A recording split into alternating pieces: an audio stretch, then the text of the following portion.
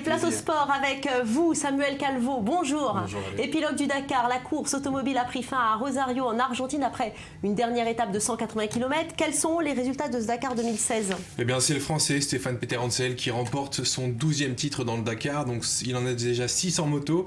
Et là, c'est donc son 6e en voiture. On écoute sa réaction. Je suis vraiment fier d'être le gagnant cette année avec Peugeot et je me souviens quand j'ai commencé le Dakar, c'était mon rêve de piloter sur une voiture comme celle-là et on est gagnant 2 années consécutives, c'est super.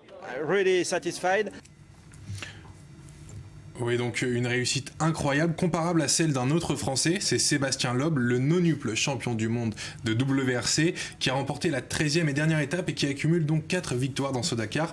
Pas mal du tout pour une première expérience, écoutez-le. C'est pas facile d'arriver ici et de découvrir ce genre de course, d'essayer de défendre une position dans une pratique qui m'est quasiment inconnue. Donc on a fait des erreurs et l'année prochaine, on reviendra encore plus fort. En tout cas, il n'y a pas de hasard parce que ces pilotes-là, on les connaît et ils sont quand même tenants du titre. Hein. Ça veut dire que chaque année, ils sont là, ils sont présents, il faut se méfier d'eux. Samuel, on va partir en Australie pour parler titre et pour parler tennis avec le gagnant du tournoi ATP de Sydney. Oui, c'est Viktor Troicki qui conserve son titre. Alors, ça n'a pas été facile face au Bulgare Dimitrov qui s'est avéré être un adversaire plutôt coriace. Ça s'est terminé en 3-7, 2-6, 6-1, 7-6, avec une balle de match magnifique. Donc, vous le regardez, sur un croisé, donc sur son revers, un passing. Vous voyez sa femme également. Oui. Et alors toujours en Australie, demain commencera le premier tournoi du Grand Chelem de la saison. Le numéro 1 mondial Djokovic va affronter Chung Hae-yeon, le tout jeune sud-coréen, avec des températures qui devraient approcher les 37 degrés. Les conditions vont être compliquées, mais le Serbe imperturbable ne veut montrer aucun signe de faiblesse. Écoutez-le. Il faut se tenir prêt à toute éventualité. Je pense que la météo à Melbourne est très difficile à prédire. On dit qu'il peut y avoir les 4 saisons en une seule journée. Donc bon, je m'entraîne très dur pour être capable d'affronter des conditions extrêmes, notamment avec un travail sur mon endurance. Bien sûr, si la température dépasse les 40 degrés, ça va être compliqué. Mais quoi qu'il en soit, on est 2 sur le terrain, donc c'est une difficulté partagée. On verra demain, mais en tout cas, j'essaierai de faire de mon mieux. Coming our way tomorrow, I'll try to be ready for it. Vous aimez le tennis, messieurs?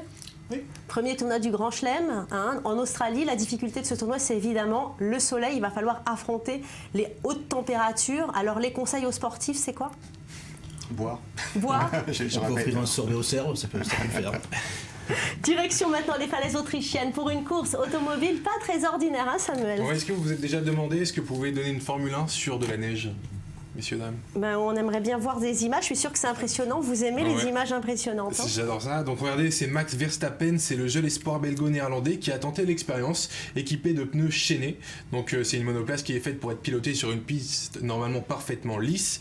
Et pourtant, ces images sont impressionnantes, tant par la vitesse que par le danger de faire ça en haut de ces montagnes enneigées. Regardez ça. Et alors ça va vite?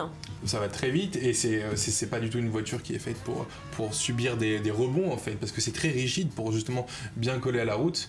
Donc c'est assez surprenant. On va écouter la réaction de ce jeune pilote à la suite de cet essai. C'est vraiment une expérience unique, c'est un tout nouveau monde pour moi. Mais je me suis vraiment régalé. C'est compliqué d'être secoué de haut en bas, mais le fait de piloter sur ce circuit, c'est vraiment unique. C'est impressionnant, et rien que le fait d'avoir ce panorama en pilotant une Formule 1, c'est vraiment exceptionnel. Un amateur de sensations fortes, hein, ce jeune homme. Et puis on reste dans les montagnes, mais cette fois-ci en Italie, pour du ski cross. Oui, c'est dans la station de Waltès, c'est Jean-Frédéric Chapuis qui a remporté sa 3e épreuve de Coupe du Monde de la saison devant 2 autres Français, Sylvain Miaillet et Jonas Devoissou. Donc c'est assez rare et c'est beau de voir sur le podium uniquement des Français. Regardez là, donc c'était à l'arrivée. Regardez, on voit pas juste le 3e qui est sous le panneau, mais vous voyez comme c'est rare. Et ça, c'est les femmes. Donc c'est la Suédoise Anna Holmund qui s'impose juste devant la Française Alizé Baron. Et bien, bravo à cette victoire masculine 100% française. Merci à vous 3. On passe tout de suite au grand dossier.